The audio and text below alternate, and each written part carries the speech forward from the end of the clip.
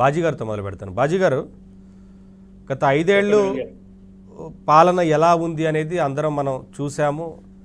ఆ పాలనని అందరూ మనకన్నా కూడా ప్రజలు బాగా అర్థం చేసుకున్నారు కాబట్టి ఆ రకంగా 11 సీట్లు ఇచ్చారు. 11 సీట్లు ఇచ్చినప్పటికీ కూడా సరే, గతంలో ఏం జరిగింది 5 ఏళ్ల కాలంలో అనే విషయాల మీద ఖచ్చితంగా ఎంక్వైరీ జరుగుతుంది. చాలా అవినీతి పెద్ద మొత్తంలో జరిగింది, అక్రమాలు చేశారు, దౌర్జన్యాలు చేశారు. సరే, అవంతా డిఫరెంట్ జరిగింది కాబట్టి విచారణ జరుగుతూ ఉంది.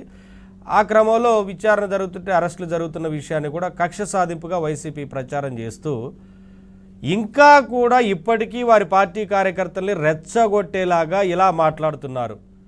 ఎలా అర్థం చేసుకోవాలి సార్? ఇంకా రెచ్చగొట్టడం, అధికారంలోకి వస్తే మేము నరికి పారేస్తామంటూ మాట్లాడటం, బహిరంగ వేదికల మీద ఈ రకంగా మాట్లాడి రెచ్చగొట్టడాన్ని ఎలా చూడాలి సార్? ఏమంటారు? ఆయన మంత్రిగా పనిచేసిన వ్యక్తి. మళ్ళీ ముందుగా నవీన్ గారు, మీకు అట్లాగే ప్యానెల్లో ఉన్న పెద్దలందరికీ కూడా శుభ సాయంత్రం, నమస్కారం. మన ఏబిఎన్ వీక్షకులకు కూడా గుడ్ ఈవినింగ్ అండి. ఇప్పుడు జగన్మోహన్ రెడ్డి గారు 5 ఏళ్ల పరిపాలన గురించి అసలు మనం ఎంత తక్కువ మాట్లాడుకుంటే అంత మంచిది. ఇప్పుడు పరిపాలన ఏం చేశారా, ఎలా చేశారా అనేది పక్కనుంచండి. ఆయన ఓడిపోయారు, 11 సీట్లకి పరిమితం చేశారు ప్రజలు.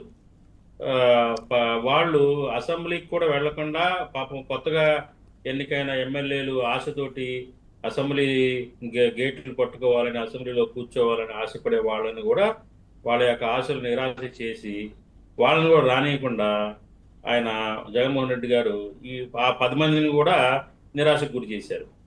ఇప్పుడు వాళ్ళు ఓడిపోయిన తర్వాత కూడా ఇవాటికి కూడా పశ్చాత్తాపం అనేది రాకపోవడం అనేది చాలా ఆశ్చర్యంగా ఉంది. ఎవరైనా కానీ 151 సీట్లతో గొప్ప విజయం సాధించి 5 ఏళ్లు అధికారాన్ని ఎలగబెట్టిన తర్వాత అకస్మాత్తుగా ఆ ఫిగర్ 11కు పడిపోయిన తర్వాత ఎవరైనా చాలా నిరాశకు గురవుతారు.